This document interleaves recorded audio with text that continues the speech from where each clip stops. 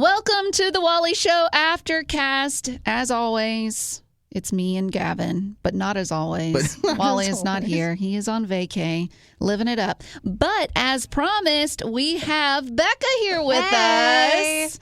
And people were so excited when we told them, hey, we've got Bekah coming in. And I was telling the people that are in our poddie group. So if you are not part of our Facebook poddie group, you can join it now. The link is in the description of this Aftercast. So if you want to join, you can do that there. But so many poddies were very excited to hear from you. About how Dirk is doing? Oh, that's right, Dirk, the monkey tester. That's what I thought this would be about. I forgot all about Dirk. But anyways, I think I want to start this Aftercast off the same way that I started off Zach's the other day.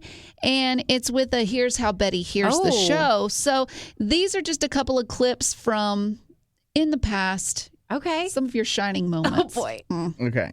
I'm trying new deodorant out today, and it is TBD on if it's working. Back off! Yeah, see? Back off! Me and Einstein. Einstein and I. The world is a dark and terrible place. Ha! Rob. Ha! Oh. I'm a little bitter. Even though Zach's guess was terrible, he was pretty close. How is that terrible? Zach can never win with Bekah. Never. This is the radio. Is that too crazy? Yes. No. Does anyone ever have fun with you? I got stuck in a romper in the Marshall's dressing room this weekend, and it was terrifying. I don't like you at all. I know that Anna belongs to Zach because they're both bald. Five. Wait, how old was she? 5. Like, I don't care. What was that again? What in the world? Oh, you had a sip of drink in there. I did. I got so excited I spit it out. Okay. Never say that again. You're colorblind. I did. According to who? According to me, because I'm right. The phones are broken, Phil. If you keep going on about this, I'm going to lose my mind. I hate it. I mean, I wasn't passionate at all. No. Ever. Very animated. I was. My goodness. Also, it's funny because I listened to yesterday's episode with Zach, and you guys were talking about how he always corrects people. And I also correct Wally a lot, but he was wrong a lot. And he still is true. to Always. this day. He still speaks with passion, whether he knows the information or not. It doesn't matter. So I think a lot of people, like one of our potties even said, with Bekah, they missed you. You always doing you corrected with grammar, whereas Zach was more correcting with facts. Factual. Yes. You were more grammar related. I also forgot how much of a hard time I gave Zach over Anna being bald. She was bald That's for tough. 11 years, Aren't babies? She's not even 11. Aren't all babies / kids bald? They are, but I would say she was like she extra kind of bald? like a chia pet. It just took a little while, but she definitely has. She has hair now, and it's long, beautiful. But yeah, you definitely. She also had very, very light hair, so even when it was she's coming in, blonde, yeah. you It's couldn't hard to see. tell. So that just became a thing that I relied on. That's tough. Do you remember any of those stories that you were telling in there? Because Zach, I don't. Zach said the same thing. He was like, I don't remember singeing my eyebrows off. Why did I tell that story? Yeah, it's so crazy because I heard him talking about it, and it's so true how like he said, we have this daily diary that we get to give the world. And so one story that it was a nothing event in my life might actually have stood out in someone else's memory, but it doesn't necessarily in mine. And then sometimes people will approach me and I'll gaslight myself into thinking, do I lie? Do I lie about my life on the radio? Well, that's what I was asking Zach. I was like, do you lie about these stories? Is that why you don't remember them? It's kind of odd. But when the deodorant one and the getting stuck in a romper in the Marshall's dressing room, that's just kind of normal life for me. So that feels right. It's the usual. Yes. Well, I know these probably are gonna lead to other conversations, but I wanted to start off with one of the comments. I guess they're all questions mainly. But Josiah, he said, Bekah, have you kidnapped any more dogs lately? Yeah, you've been on an interesting dog journey since 5 years ago. It's very true because so the story she's referring to, Gavin, I don't know if you know this, but when I don't think I was even full time yet. I came to work and there was just a dog sitting in the middle of the road right in front of the station at 5 in the morning, 4:30 in the morning.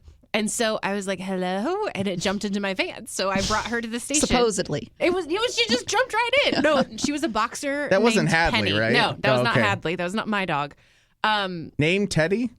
Penny. Oh, we Penny. named her Penny because she was a copper color, and we picked her up off the street. There wasn't a tag or anything. No. Okay. She had a collar, no tag. I took her to the vet. No one claimed her. Oh. She had fleas. I brought fleas to the office. No big deal. gosh. So I don't kidnap dogs anymore, but I did start fostering puppies, and we have had 8 foster puppies. Goodness.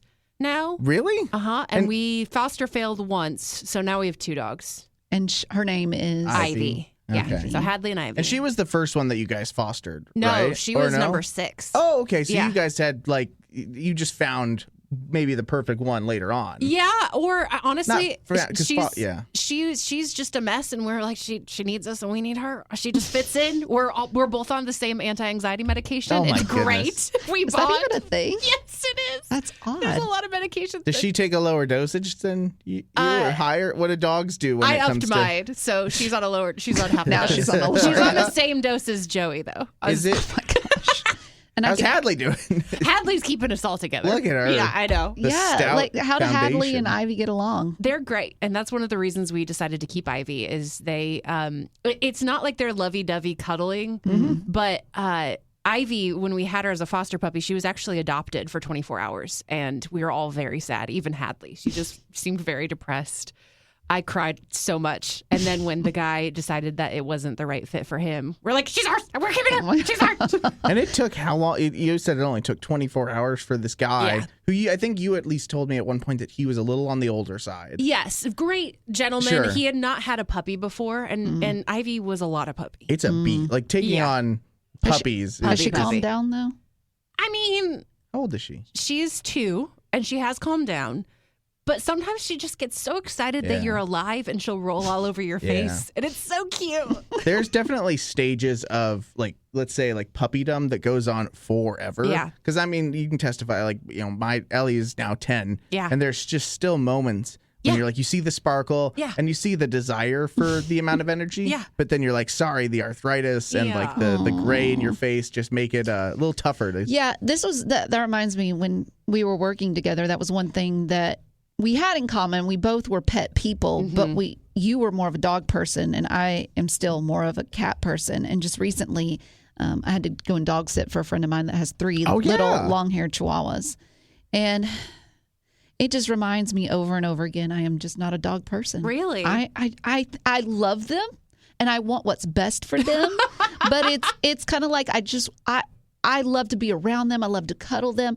But they're a pet that I want to give back. It's the version And of that's fair. a niece or a nephew that you're like, oh, Right. great, not mine. Yeah. Right. Like, I don't want the responsibility Yeah. because, I mean, I don't know what it is, but these dogs that my friend has, they will go to the bathroom, but they like to mark their territory because they're all 3 boys. And then they will aim for the ground, but some will hit the other dog. Oh. And then sometimes they'll find each other's mess and want to roll in it. Yeah.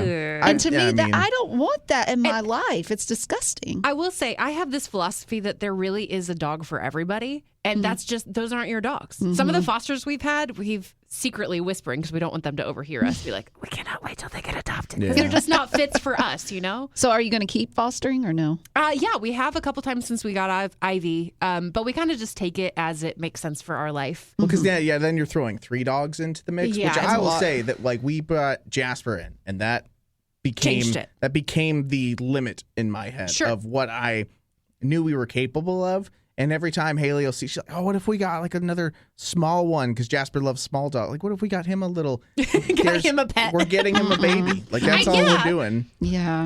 Are you nervous about how Jasper especially will be with baby I Bennett? think Jasper will be great with the baby. Really? Because I think Good. he's good with little, like, babies. I was going to say people. Not possums or skunks. Well, no, Didn't he you grabs say- them. Well, Yeah. And then hopefully he, like, Haley chokes doesn't them. give birth to a skunk. Hopefully a baby But I'm doesn't. saying it's little. Hopefully they won't And he move was aggressive. as fast. I don't know. You're speaking bad things into I'm just existence. pointing out what was told to me. He's better with kids like just playing with him and being around him and being like Ellie's the one where if you move too quickly, she's a little like it's a little nippy at you, and that's even with us. And so she's the one I'm worried about, but she's not probably got that many years left, so it's not like Stop it. it's not Dogs never die. it's never too Speaking worried. of, so when you left, how old was Hadley and Oh, how yeah. old is she now? Hadley is going to be 12 this year, and I left in 2020. So What a grandma. she's getting up there. Yeah, she's like you were talking about. She gets every time I put on my pants that I wear to walk them. She jumps up just like a little puppy dog, and then she can't make it very long. But she's such a sweetheart. So you are seeing some aging. She's older, but she's gonna live forever. It's fine. Yeah, I'm in denial. You throw a younger dog in the mix, and there's a level of youthfulness that's kind of brought back and injected into them where they want to match it almost. We got a trainer for Ivy because she needed it. And the trainer said that we probably added 2 years to Hadley's life. Oh, wow. See, that's great. Which is funny because we got a trainer. None of this stuff you do for cats. Like all these things, all these messes that we're talking about are all so selective to dogs. I know. Well, they do spray though. I mean, when you were talking about the urinating issue, that's a cat thing too. Oh, yeah. It can be. Yeah. And you have 2 boys. Right. But I have never had an issue. That's good. And I don't know if it's because, like, I got them fixed when they were really, really young. So maybe that, I really don't know. Did you get both of them as kittens, really? They were like 10 or 11 you weeks got them fresh old. out the... Yeah. Fresh out of the womb. Yes, that's true. Okay, let's go to Jessica's question. Jessica said, are you still afraid of clowns? Yes. 1000%. We haven't had a good clown movie since it, too. I wouldn't know. I was, Joey and I recently went to Vegas randomly, and we're looking at Cirque shows, like Cirque du Soleil. Oh, yeah. And I'm surprised you even looked at it. Well, they don't all have clowns, so I had to make sure to find the one without the clowns, because they're acrobats. You know, that's their main thing. The clowns are acrobats? No, Cirque du Soleil. They're performers. Oh, okay. And That's funny. But some of their shows have clowns that are acrobats. And I did not want to see this. So you haven't had a recent falling out or a recent come to Jesus with a clown? No. And honestly, in the 4 years since I left the show, my life has been surprisingly clown-free. Good job. Yeah, because I was looking at some old photos that we have in our Instagram, and there was one where we were doing a photo shoot, and I think it was just you and me and, you and I, and Wally, and he had somehow gotten his hands on a clown face. I know what you're talking about. Costume, and he slipped it on when you weren't looking, and the guy that was taking the photos got your reaction right when you saw it, and it was complete fear. Yes. Okay. So like piddle in the pants. Oh fear. my goodness! That mask was truly terrifying, he kept using it, and at one point I hid it deep in the depths of your office somewhere. If you ever find it, it's because I hid it there. Yes. Oh my gosh! There's no telling. I'm surprised. I'm glad it hasn't come to light, or maybe I threw it away. I hid it for a while, and I might have thrown it away at some point. I don't blame you.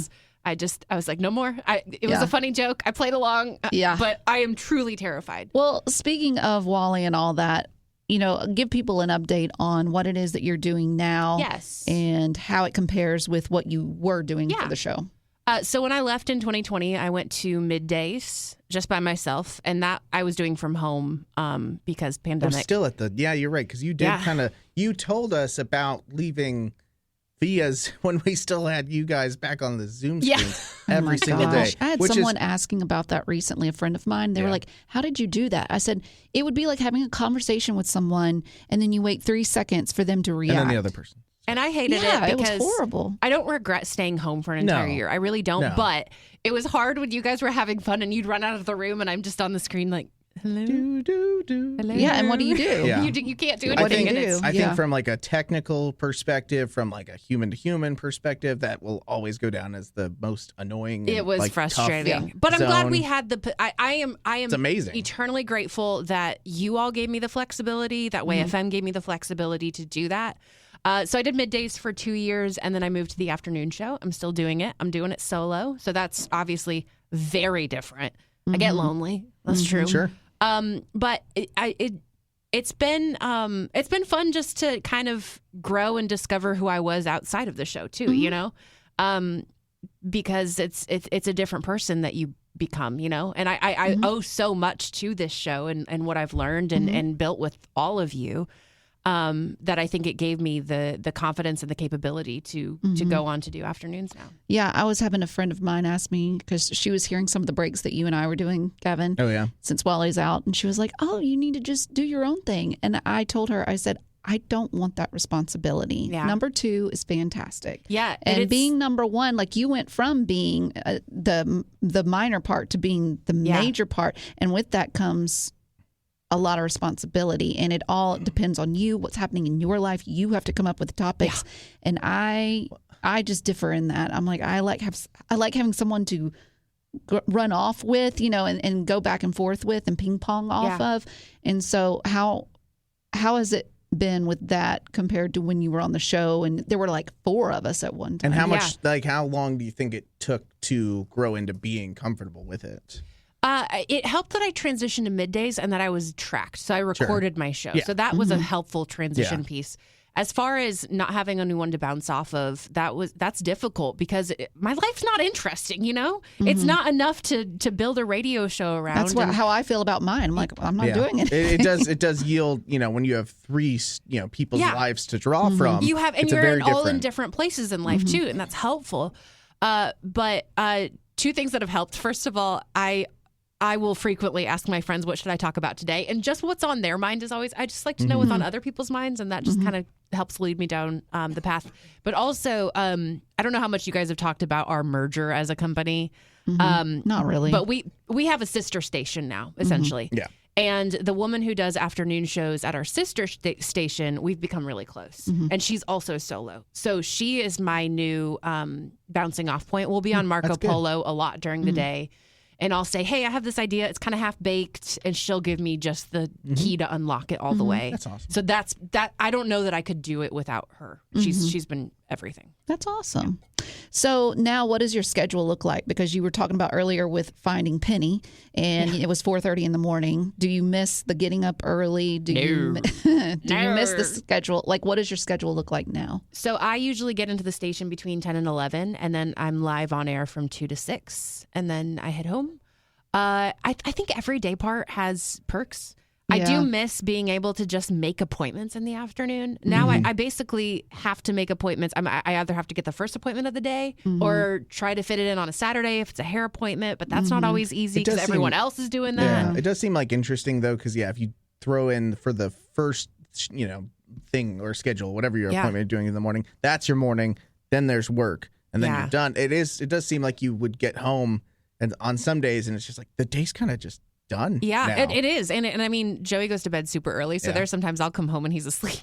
And I think the worst as far as appointments has been is therapy, because I used to be able to leave here, have a 1 o'clock therapy session, go home. And now I have to try to squeeze it in before work. And then you come to work and you're thinking, I'm the worst human alive. Yeah. It's terrible. Yeah, it's bad timing. It's bad timing. And so what's stopping you from doing what you used to do during COVID, like pre-tape everything? Oh, I mean, they prefer to have a live afternoon show. I like doing a live show. I like being able to take calls and if I have something, I definitely have the flexibility to record if you need to. a little bit, but I try not to. Taking calls is such obviously it's such a big part of like the morning show and the Wally show, but it also gives you like content and people to talk to and bring into the experience. Yeah, it's just a different beast, and it's just easier to feed off people. People. Yeah.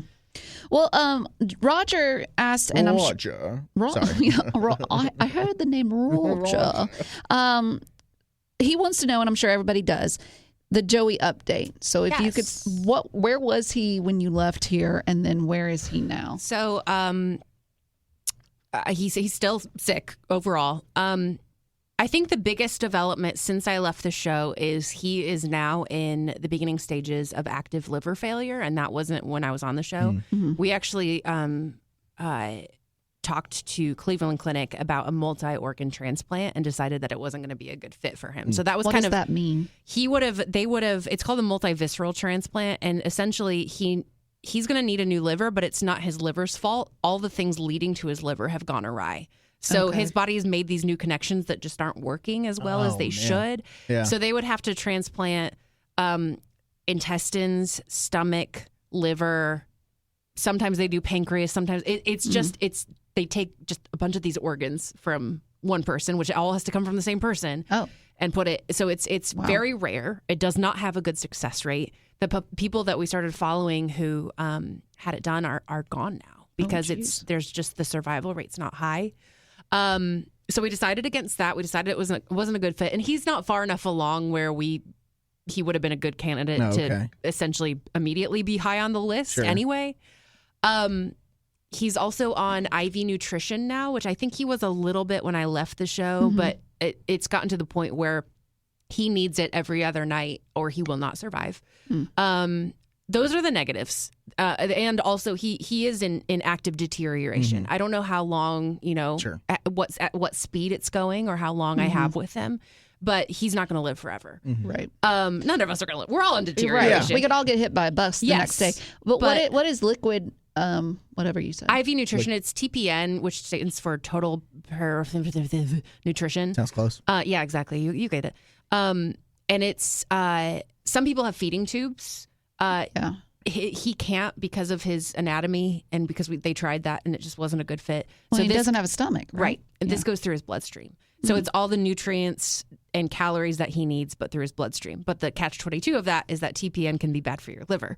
So, but all that to say, the good news is, if you remember when I was on the show, he was in the hospital every 6 weeks, like clockwork.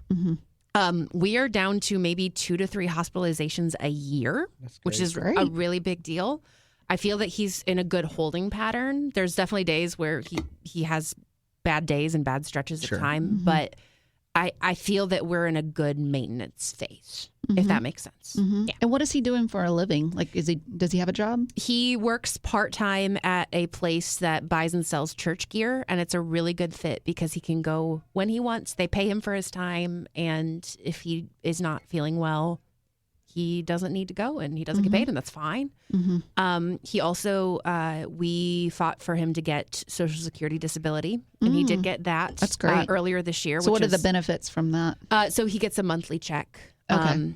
And it's just when we have things taken out of our paycheck, one of those is Social Security, and that's for when we retire. But for some people, if they can't physically work to make enough to make a living, they can receive money from Social Security. But it was a 2-year fight to get that because he's so young, and because they don't want to just give it to everyone and anyone. Yeah, how old is he now? He is 32. 32. Yeah, just a baby. Yeah. Wow. So how do the dogs help with all of that? Oh, they're the best. They it's funny because they are so chaotic in the mornings, and then they just sleep with him all day. And then I get home and they're so chaotic again. They're like, it's chaos, Mom. But they are. The dogs know, and studies have shown it, but they snuggle up and take good care of him, and it's very, very sweet to see. And how are our Joey spirits with everything?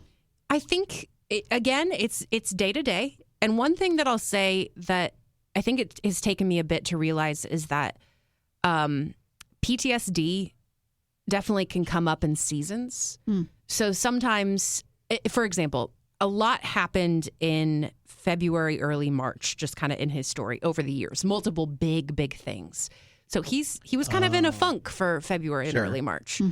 And now he's kind of coming out of it. So overall, I would say he is still overwhelmingly positive, overwhelmingly wanting to do as much as he can, as often as he can, not wanting to see himself as someone with limitations at all. But he's going to have those times where, A, the trauma gets you, and B, where it's frustrating that his body can't do what he wants it to. And that's discouraging, Right. Yeah. What is a typical week or month? I guess that's too wide.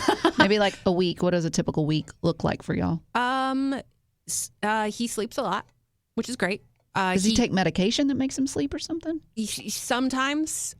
So when he does eat, he'll often take a muscle relaxer just to kind of help the digestive process because it's not easy for him. So that sometimes will put him to sleep. He always gets up and takes his nausea medicine first and foremost. He tries to work 2 days a week for just 3 or 4 hours a day. He also has people that come check in on him. He loves to take drives still. That's always been a thing that just gets him out of the house. But I mean, typically he'll get up when I do, and we'll hang out a little bit in the morning, and then he'll go back to sleep at some point and wake up and do a few things around the house or whatever if he's not working. It's just kind of day by day, just depending on how much energy he has and how much he has to give. Is he going to therapy or counseling? He is. And he likes it? You feel like you see a difference in him when he does? I do, yeah.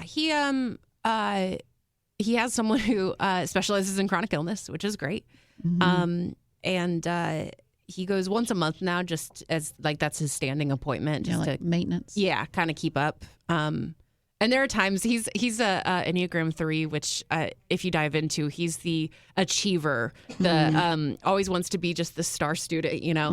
And so there's sometimes where I think when he's in a good space, he doesn't want to dwell on the bad, which is very respectable. Oh, it's human. Absolutely. Yeah, totally. Absolutely. So sometimes he'll go and he'll be like, oh, yeah, we just caught up. Like old friends chat, you know. And then other times but we have a rule in our house that we don't have to talk about what we talk about in therapy. And because typically for me, I have to work through it for a couple of days on my own before I can even put words to it. So. Right. Well, and you've always been open about your own mental health. So how are you doing with caregiving and all of that? I'm doing well. Upping from Ivy's dose of anti-anxiety meds to if you ever run out, you're like, give me some of Ivy's. One for me and one for you. That's our routine. Oh, man. No, I feel like I'm in a really good spot, honestly. There are hard days, but I feel like I'm in a healthy spot. And you're going to see a counselor, too, that's about the same thing. Caregiving, right? yeah. Psychologytoday.com has a therapist finder where if you have something specific that you think, man, not everyone understands this, you can click just the most random boxes. I have a friend who's an MK, a missionary kid, and she sees someone who specializes in third culture kids, which is because that's a different experience that not everyone understands. Right. So if you have something unique, I mean, just see who you can find. And I know this is, you didn't plan for this because I didn't know it. But is there one takeaway that you have learned from your caregiving in the last few years? Psychologist? Yeah, that's really. Oh, yeah. Oh, from therapy. Ooh. Yeah, that's really carried you through something you keep finding yourself leaning back on. I feel like, how heavy you want to get? I mean, I feel like with you, a lot of things are heavy. I mean, I'm sorry. I don't mean to be that person. No. It's just that you're very open. Yeah, and I'm comfortable in dark spaces, but I know not everyone is. You're a 4. I am a 4, which that's I live in the dark spaces, and that's fine. But not everyone lives there, so I try to be mindful of that. Well, also just in general these days, we have a lot of conversations on the Aftercast about therapy and about should go to therapy, or like could you go to if you did go to therapy? And I've tried to get Wally in on it, and that's beating a dead horse. You know what? You know what you need to do before I answer your question. You know what you need to do is you need to trick him. That's how you get him into therapy. You need to figure out a way to just make him. He needs a new friend, right? Now that Greg's moved away. Yeah. Get him a new friend. Disguise him as a friend. They just meet up and they go riding bikes or whatever they do. Yeah. And he just asks an occasional question like, hey, how's your relationship with your mom? You know? Yeah. I could see this working. That's the only other thing I can think of. If you want to apply, email Betty. Yeah.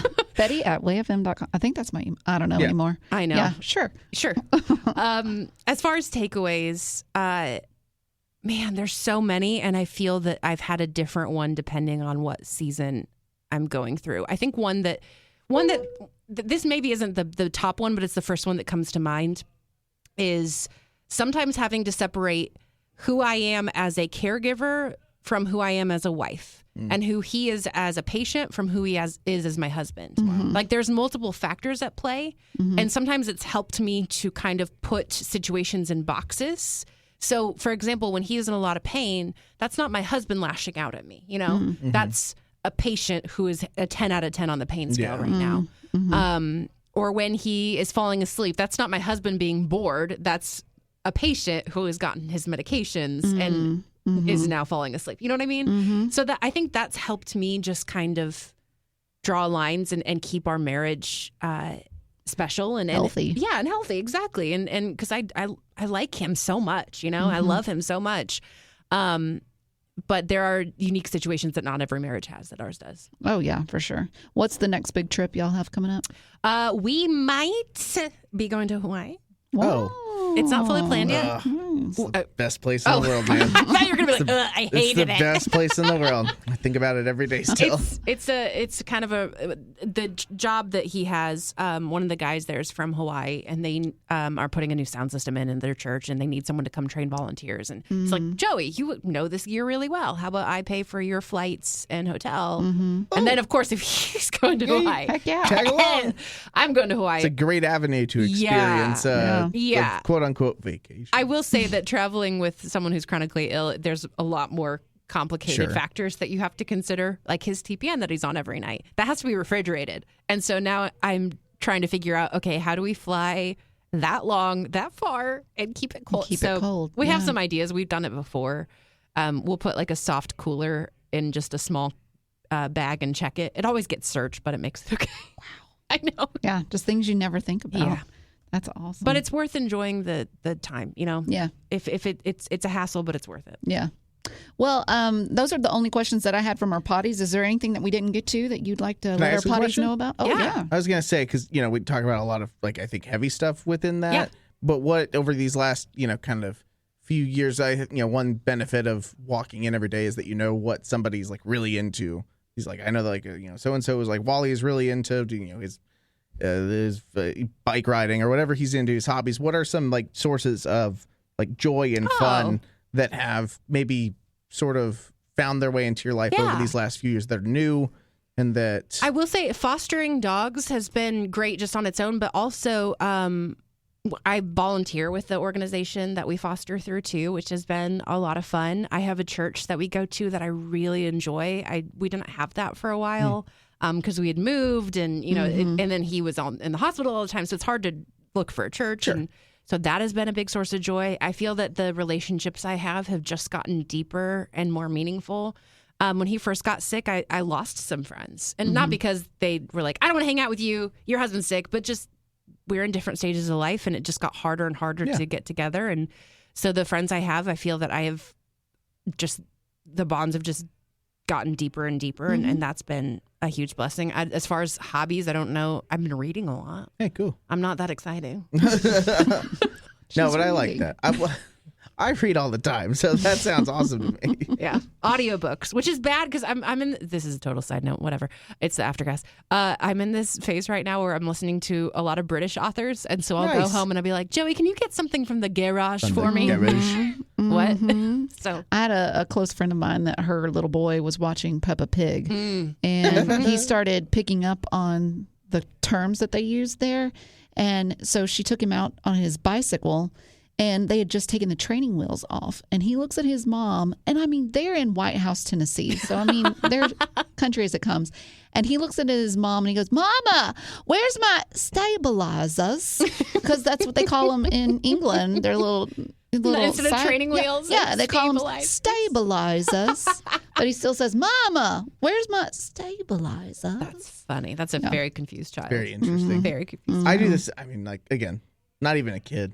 And I'll talk about Bluey till I die. Yeah. But like I'll Haley and I use Bluey lingo just all the darn time. Yeah. Right now. It's a tactical way. It's a tactical way. So Oh, gosh. I get that. All right. Well, back to, is there anything you wanted to tell our potties? I don't think so. I don't hear the show much, but I love getting to hear you guys more. And I think it was just a good timing for everyone that I left. And yeah, I'm. Well, tell them where they can keep up with you. Oh, yeah. You can email me, Bekah, Bekah, at wayfm.com. Also on social media, just search WayFM Afternoons on Facebook or Instagram. Perfect. Well, we always end with saying, and thanks for being a potty. Yeah. So I'll leave that to you. And as always, thanks for being a potty. Growing up in poverty has never been easy for children, but with the added challenges of the pandemic, conflict, and natural disasters, families around the world are facing an unprecedented food crisis. Unfortunately, those who are already hungry are now even more desperate. But by sponsoring a child through compassion, you can help provide life-sustaining essentials such as food and clean water. And with your compassionate support, that child can not only survive, but also flourish. You can find out how and choose a child to sponsor when you click on the compassion banner at wayfm.com.